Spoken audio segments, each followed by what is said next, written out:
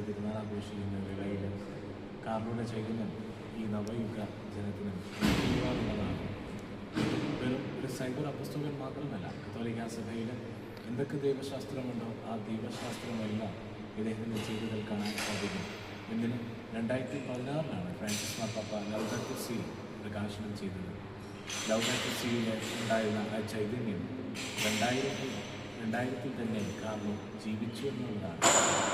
സമൂഹത്തോടൊപ്പം സ്നേഹം കാട്ടുമ്പോൾ പ്രകൃതിയെ സ്നേഹിച്ച് പ്രകൃതിക്ക് വേണ്ടി നിലനിന്ന ഒരു വിശുദ്ധൻ കൂടിയാണ് കാർലോ. അദ്ദേഹം നീണ്ട 20 ദിവസം അദ്ദേഹത്തിൻ്റെ കാൽവരി എക്സ്പീരിയൻസും നമുക്ക് മനസ്സിലാക്കാൻ സാധിക്കുന്ന കാര്യമാണ്. ഒരു സൈബർ അപ്പസ്തോലനുപരി അദ്ദേഹത്തിൻ്റെ ജീവിതത്തിൽ സഹനം വഴിയാണ് ഈശോയ്ക്ക് മഹത്വം നൽകിയത്. തൻ്റെ സഹനങ്ങളിലെല്ലാം ദുഃഖാതുരനാകാതെ സഹനങ്ങളിൽ ഈശോയെ കണ്ട് സന്തോഷം സ്വീകരിച്ചപ്പോൾ, സന്തോഷവാനായപ്പോൾ സ്വർഗം അവന് നൽകിയ നാമമാണ് വിശുദ്ധൻ, കാലഘട്ടത്തിൻ്റെ വിശുദ്ധനെന്ന്. ഈ കാലഘട്ടത്തിൻ്റെ വിശുദ്ധനിൽ നമ്മൾ കാണാൻ സാധിക്കുന്നത് പഴയ കാലവും വരാനിരിക്കുന്ന കാലവും ഒന്നായി ചേർന്നിരിക്കുന്നതാണ് കാർലോ എന്ന് നമുക്ക് മനസ്സിലാക്കാൻ സാധിക്കും.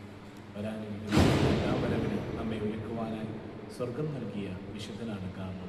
കാർലോയുടെ തിരുനാൾ ആഘോഷിക്കുമ്പോൾ ഭാരതസഭയിൽ ഇതിനകം കാർലോ വളരെയധികം പ്രശസ്തി ആർജിച്ചിട്ടുണ്ട്. കാർലോയുടെ തിരുനാൾ ആഘോഷിക്കുമ്പോൾ കാർലോ നമ്മളോട് പറയുന്ന കാര്യം ഇതാണ്: നമുക്കും വിശുദ്ധരാകാം.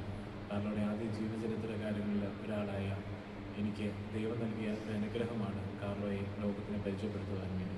ആ അനുഗ്രഹം നൽകിയ തമ്പുരാന് ഇന്നും കൃതജ്ഞതയോടുകൂടെ കൃതജ്ഞാപരത്തിനായി നിൽക്കുമ്പോൾ എല്ലാവർക്കും വിശുദ്ധ കാർലോയുടെ തിരുനാളിൻ്റെ മംഗളങ്ങളും എല്ലാ ദൈവാനുഗ്രഹവും ദൈവനാമത്തിൽ വരുന്നു. ഇപ്പോൾ ഞങ്ങളുള്ളത് പൂനെയിലാണ്.